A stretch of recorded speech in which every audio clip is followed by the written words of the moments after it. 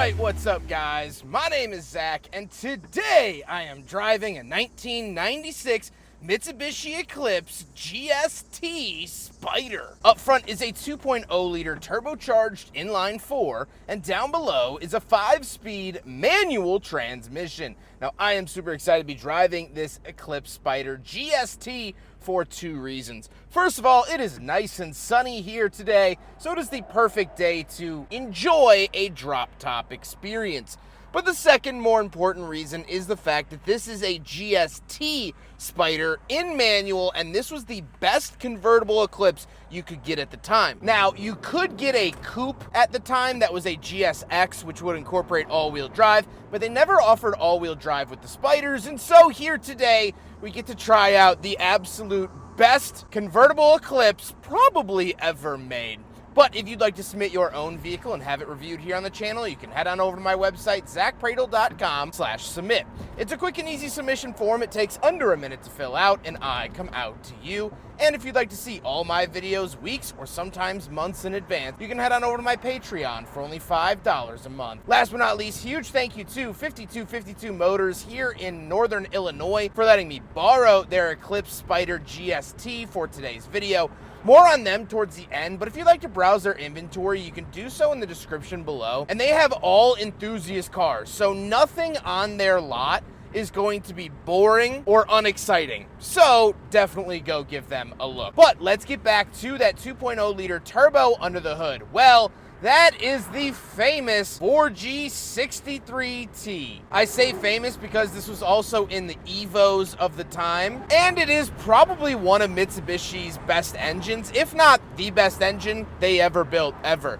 Here in the Eclipse GST, it makes 210 horsepower, which by today's standards isn't too crazy, but back in the late 90s, tuner car culture, this was definitely the engine to have. It revs out to 7,000 RPM, and these engines are pretty stout, so if you want to slap a big turbo to this car, you can. Now, this is a 31,000-mile unmodified Survivor car, so I'd recommend not doing that to this. However, you can do that. Like I said, paired to it is a 5-speed manual transmission. It's pretty good. There is a little bit of clunk when you put it into gear, not like it's like worn out or bad, but just the overall precision engineering is a little bit less than what you would have found at Honda or Toyota of the time. However, it's a 5-speed manual and it's fun to drive, and so I am pleasantly enjoying my open top experience shifting my own gears. Last but not least, as I alluded to earlier, the Eclipse GST Spyder is front-wheel drive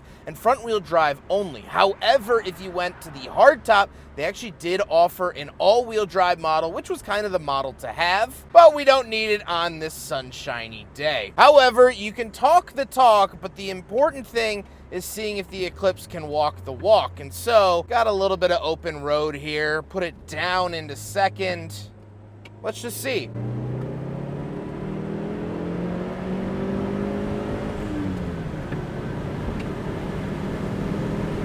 It's definitely quick. You get a little bit of turbo noise. There's no way the microphone picks it up, but there was a tiny little when I was letting off. I like that a lot. This is a quick convertible. And especially, again, you have to set your mindset for the 90s. This was something that people really wanted. Now, I will say, there's not a whole lot of top end. Past 5,500 RPM, it kind of feels like it was thinking more about lunch than revving, which is fine. It's not a very top end heavy vehicle, but it is definitely very fun. A little turn coming up here, down into third, down into second, up into third.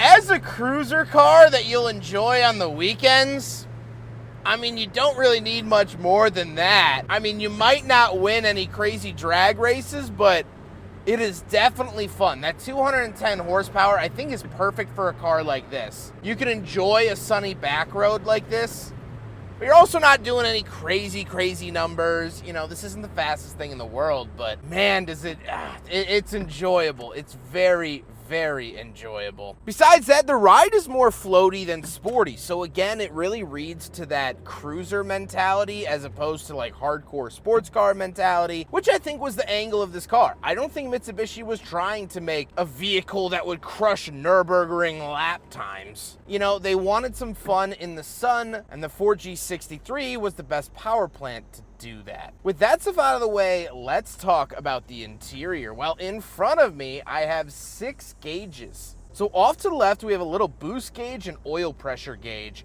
Then we have our tachometer and speedometer right in the center. And off to the right, we have our fuel and coolant temperature. I like all of this very analog and very easy to read at high or low speed. On the steering wheel, we just have our horn buttons and cruise control, and that's it. And off to the left, we have more cruise control options, our fog light switch, and our power mirror adjustments, along with our gauge dimmer switch to the bottom right. Moving out of the door, we do have a climate control vent on the door, as well as our power windows and power locks, and our latch to get in and out. Moving into the center, we have our hazard switch and rear defrost, as well as 2 climate control vents, and our power top operation. So this does have a power top, however, this does have a tonneau cover over it, and in fear of breaking it or mistreating it, I'm not gonna put the top up today. This is a 31,000 mile Survivor. The top has been down for a very long time. I don't think it would break. I think the top would actually be fine, and the owner of 5252 Motors said I can put the top up and down, but for my own consciousness, I'd rather not be the one if something did stretch or tear. But power operated top, which is nice, but the tonneau cover kind of negates all of that helpfulness with the automatic top. Down below that, we have climate control. So off to the left is where to send it. In the center is the fan speed, and off to the right is the temperature. That's it, very simple. And we have a pretty simple infinity radio as well. Cassette player, CD player, which was nice for 96. Then we do have a 12-volt outlet and the shifter. The shifter is big and chunky. I have found this to be the case with a lot of Mitsubishi products, especially like the Eagle Talon that I drove, but also the 3000 GT had similar chunky shifters. So pretty used to that, and for some reason, it's just sort of a Mitsubishi thing, I guess. Then we have an ashtray and cup holder. Ashtray is cool, but the cup holder is what we're here for, so we'll do a big friggin' bottle test. And anyone with any cells still in their cranium could have expected the fact that the Mitsubishi Eclipse Spyder GST fails the big friggin' bottle test. So I just discovered there's also another cup holder in the center console, and it also fails the big friggin' bottle test, but cool that at least has a second one. Then we do get a center console and the seats. The seats are finished in gray leather as well. This whole interior is mostly monochromatic with gray, a very, very 90s thing to do. My 98 Dodge Ram was a gray on gray on gray interior, so I almost somewhat feel at home in this car with that color palette. But the seats have been comfortable, they are leather, and they are far from basic, so I'm a big, big fan. However, speaking of seats, unfortunately for me, we do have back seats, so let's go do a back seat review. All right, here we go. I'm gonna push this lever, and that moves it forward as well. We do have this sort of restraint we could take the belt out of, and there we go. That is the back seats of the Mitsubishi Eclipse Spyder GST. This is not going to be good, but we're gonna do it anyway. Luckily, I can just stand up and sit down because the trees are my headliner here today. Back seats are not good. 2 things that are not good about them. First of all, the leg room. I can't even really scoot this back while still maintaining my ankles. It appears as though my feet are gone.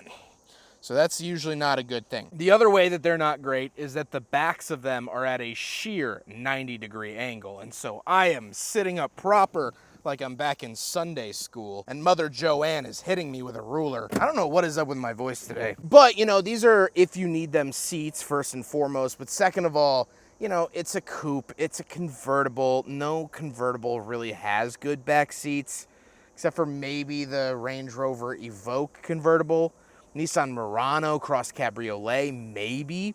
But by and large, if you're buying a convertible, you don't really use or need back seats. It's just kind of the sacrifice that you have to make. And so that's the sacrifice you make here with the Eclipse. However, even the hardtop Eclipse had terrible back seats. So really a lose-lose situation. Let's hop into the back. We'll take a quick look at the trunk and cargo space, and then we'll talk about the looks. Right around the back of the 96 Mitsubishi Eclipse Spyder GST. Everything is written out on the back in case you ever forget the name. It's the Mitsubishi Eclipse Spyder GST. So there you go. Very some spark notes there, if you will. Key in there, pop it open like that. Lift it up, and you don't get a whole ton of space. Obviously, the convertible top does take up a lot of that room, and so you can see that bulkhead has been sort of moved forward. The hardtop Eclipse was a hatchback and had tons and tons of space. So it's not necessarily the case here. Another thing you kind of have to forfeit if you do want the convertible. So you have to forfeit all-wheel drive and trunk space, which some people are not willing to give up. But if you wanted the open top experience, which I can attest to is very, very good, you had to sort of give that up. So there you go. That is the trunk space of the Eclipse Spyder GST. We have some jacking instructions as well, which is very fun. But there you go. That's what's around the back. Now we gotta talk about the looks, and I do think that the Eclipse, or this generation, the second generation Eclipse, is one of the best looking generations of Eclipse. I think it's sculpted very, very handsomely. I think it's proportional, and even in its convertible format, I think it looks decent. I still think that the hardtop looks better. I'm a firm believer that 99.9% of cars, when offered in hardtop and convertible, look better as a hardtop, but I don't think that this Eclipse looks bad. I do like the power bulge on the hood, and you just have to appreciate this 31,000 mile Eclipse. This thing looks like it rolled off the factory floor in Bloomington Normal, Illinois yesterday. However, it didn't. It rolled off 30 years ago. And so, with all of that being said, let's get on to my final thoughts. What do I think driving this Mitsubishi Eclipse with 31,000 miles on it and a 4G63 under the hood? Here's the thing. It's not the fastest thing in the world. My mind isn't being bent and contorted to try to figure out what the heck is going on. It's a very reasonably powered vehicle. Again, you have to remember, in the late 90s, 210 horsepower, that was cracking fast. Like most Honda Civics of the time were making like 105. And so almost double that horsepower. This is quick. In modern context, it's not the fastest thing in the world, but it's very, very enjoyable to drive. I love the stick shift. I love the boost noises. 210 is a good amount of power where I feel like I can really have some fun without getting into trouble. You know, if this was a 350 horsepower convertible, I think it would feel less put together. I think it'd be a little rowdier, and maybe that wasn't the vibe that Mitsubishi was going for, especially here in the convertible. So as a backroad cruiser, it's absolutely wonderful. And I just really wanted to show you guys a Mitsubishi Eclipse that is in impeccable condition. I will never drive an Eclipse in better condition than this, at least a second gen GST Spyder, because this is truly a time capsule, and that was my goal here today, is to show you what this car was like when it rolled off the assembly line floor, and this is the best showing of it. I hope you guys enjoyed the video. Huge thank you to 5252 Motors for letting me borrow their Eclipse Spyder GST here today. They are absolutely wonderful. I also reviewed an RS4 Avant from them and a Mitsubishi Bravo. They are absolutely wonderful. They have tons of really, really cool inventory, and they are car enthusiasts, so they're not here to make a buck. They want to curate the best collection and inventory of enthusiast cars that they can here in Northern Illinois, and my hat is tipped to them. So please go check out 5252 Motors. But I hope you guys enjoyed the video. Don't forget to rate the video, comment on the video, and subscribe if you really liked it. Take care, guys.